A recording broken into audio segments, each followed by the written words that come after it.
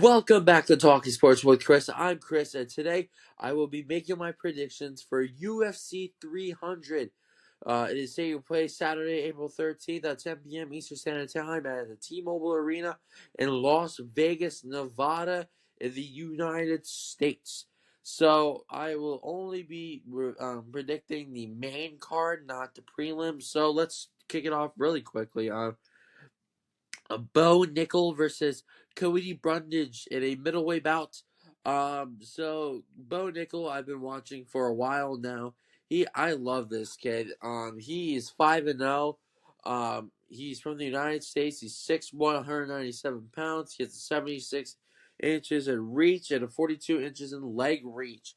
So Bo Nickel's been absolutely insane lately. He's such a good fighter.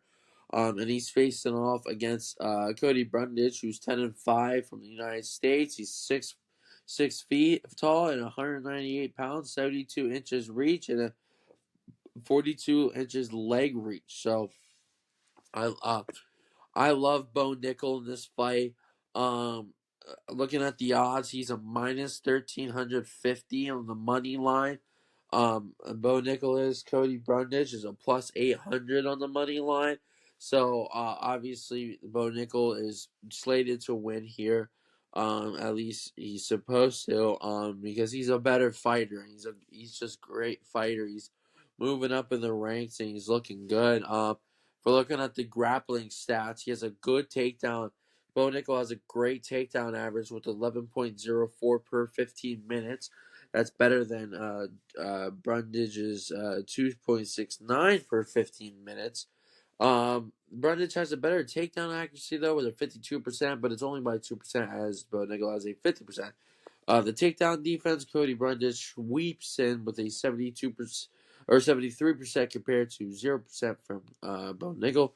But the submission average per 15 minutes does elevate Bo Nickel a lot, as he is 13.8 submission average per 15 minutes for Bo Nickel, as only 1.08 submission average per 15 minutes for Brundage. Now, that's going to do a lot if Bo Nickel can solidify some nice submission moves during the fight. I think Bo Nickel will do well.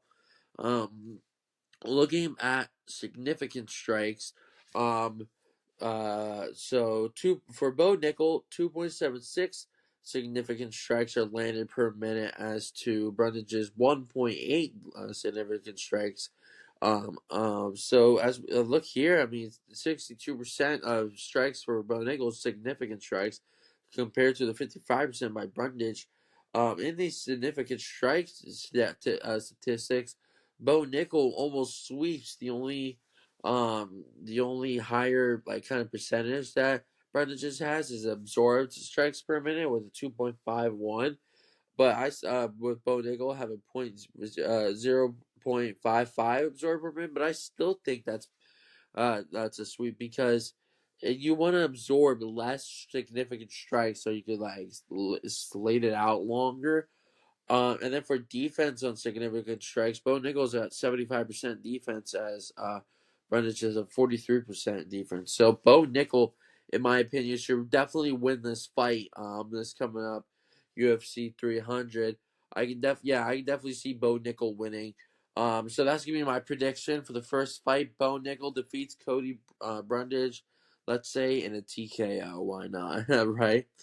Next, we got Charles Oliveira versus Armin, and I'm definitely saying this wrong. Saru Kwan uh, from Armenia. So Charles Oliveira, he's 34-9. He last fight was a win. He's coming out of Brazil. He's 5'10", 154 pounds. He's 74 inches in reach and 41 inches in leg reach. Compared to Armand, where he's 21-3. His last fight was a win. Country is Georgia, the Georgia country, not the state. Uh, and the height, I mean, 5'7", with weighing in at 155.5 pounds, with a 72.5 reach and a 39.5 leg reach. So pretty close there in sizes at least. So let's look at the odds. And Armand has a minus 205 money line with Oliveira plus 170. But I do think Charles Oliveira will win because he's more experienced in the UFC with way a lot more fights. The as we look at the grappling stats, um, Charles Oliveira has a 2.32 takedown average per 15 minutes with a 40% takedown accuracy. Um, a 55% takedown defense, and a 2.73 submission average per 15 minutes. Now, there's only two statistics here that Oliveira has better at, and his takedown accuracy with Arman having a 36% takedown accuracy, and then submission average with Arman having a 0 submission average per 15 minutes. For Arman, his takedown average is a 3.4 per 15 minutes, which outbeats Oliveira's 2.32. And takedown defense, 75%, outbeats Oliveira's 55%. So it's kind of split between here. I mean, I think if Oliveira can execute on the submission, just like Bo Nickel, it could definitely help. That's a big advantage is his accuracy on the takedown and his submission for Oliveira. So since he knows fought more than Arman, I think he can definitely wiggle his way around that to definitely beat him. And then looking at significant strikes, we got for Charles Oliveira, 3.54 significant strikes landed per minute, 53% significant strikes of all strikes. 3.19 significant strikes observed per minute, and a 51% defense on these strikes. So, the first two, pretty good. Love to see how 53% of the strikes are significant strikes for Oliveira. But the problem is that Arman does outbeat him in a lot of these categories. Arman has a 3.85 landed per significant strikes per minute. He does only have a 48% on significant strikes, but he does only absorb a 1.91 significant strikes per minute, which helps a lot to keep him in the fight through longer, and also has a 54% on the defense. Now, even though stats say that Armand Tessurisquan should win, I think that Charles Oliveira will win this fight only because he is more experienced, having 19 more fights than Armand Saruquan. So I'm taking Charles Oliveira in a decision. Next we got Justin Gaethje versus Max Holloway. Justin Gaethje's 26-4. He's coming out of the United States of America, 5'11", 156 pounds, 70 inches on his reach and 40 inches on his leg reach. And compared to Max Holloway, he's 25-7. Coming out of the United States, he's 5'11", 162.2 pounds, 69 inches in reach, and a 42 inches in leg reach. It's very close there. It's right down the middle. So let's look at the stats here, or let's look at the odds first. Justin Gaethje at minus 238 on the money line, with Max Holloway a plus 195 on the money line. So Gaethje's slated to win. We're looking at grappling stats here. Not so much big grappling stats here for these two fighters, as a .13 takedown average per 15 minutes for Justin Gaethje and a .27 takedown average per 15 minutes for Max Holloway. 25% takedown accuracy for Justin Gaethje, a 53% takedown accuracy for Max Holloway. And the takedown defense, 75% for Gaethje and 84% for Max Holloway. And Max Holloway has a .34 submission average compared to Justin Gaethje's 0. But the one thing I think that's gonna help Justin Gaethje win this fight is his significant strikes. He lands 7.35 significant strikes per minute compared to his Max Holloway's 7.17. 60% of the strikes are significant for Justin Gaethje compared to the 47% of Max Holloway. Now, the one problem for these strikes for Gaethje is he absorbs 7.5 significant strikes per minute compared to Max Holloway's 4.7 strikes absorbed per minute, which leads to a better defense. We with a 53% defense for Gaethje and 59% defense for Max Holloway. So even though Max Holloway he might have the better defense and better grappling, I still think Justin Gaethje will win this fight because he has an overall better what significant strikes, and when you get these significant strikes, it'll boost your points here. Um, so I think Justin Gaethje wins in the split decision. Next we got Zhang Weili versus Yaknan Xiaonan in a women's strawweight title bout. This is our first title match of the night. Zhang Weili is 24-3, coming out of China. She's 5'4", 115 pounds. She has a 63 inches in reach and 36 inches in leg reach. And Van Xiaonan, 17-3. She's coming out of China. 5'5", 115 pounds, 63 inches in reach, and 37 inches in leg reach. Now this is really close to each other, and for these two ladies, there is no money line on this fight. But as we look at some of these stats, so for Zhang Weili, takedown average of 2.29 per 15 minutes, 42% takedown accuracy, and 66% takedown defense with a .36 submission average. And then for Van Xiaonan, .86 takedown average per 15 minutes and 66 takedown accuracy, 70% takedown defense, and a 0 submission average. That's another thing. Just like I said before with Bo Nickel, I believe it's the submission. If Zhang Weili can capitalize on the submission, that could definitely help. Also, with these significant shots, we're looking at Zhang Weili with 5.94 significant shots landed per minute, with 51% significant strikes of her between her strikes, and then a 3.44 absorbed per minute, 53% defense on these strikes.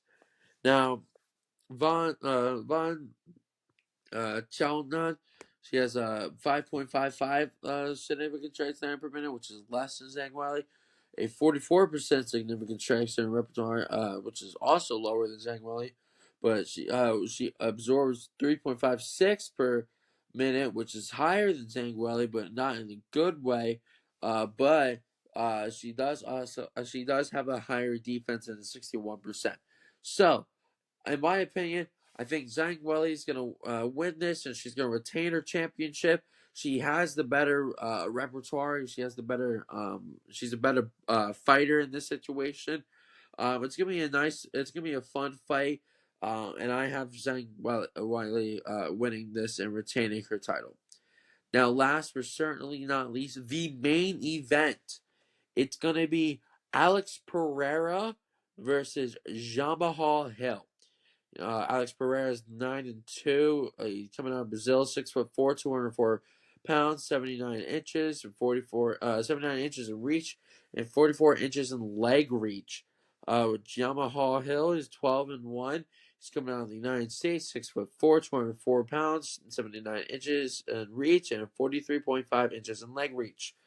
The odds minus 155 for Alex Pereira and plus 130 for Jamahal Hill. Looking at the grappling stats, Alex Pereira has a .19 takedown average compared to 0 takedown average for Jamahal Hill. Pereira has 100% takedown accuracy compared to 0% for Jamahal Hill. And Alex Pereira has a 70% takedown defense, but Yamaha Hill has a 73% takedown defense. And for submission averages per 15 minutes, Alex Pereira also has a higher with a .38 submission average per 15 minutes. Going into the significant strikes, this is why I think John Mahal will lead in as he has 7.31 significant strikes landed per minute compared to 5 for Alex Pereira. 54% of significant strikes compared to 62% for Pereira. A 3.35 absorbed per minute compared to 3.65 per minute for Pereira.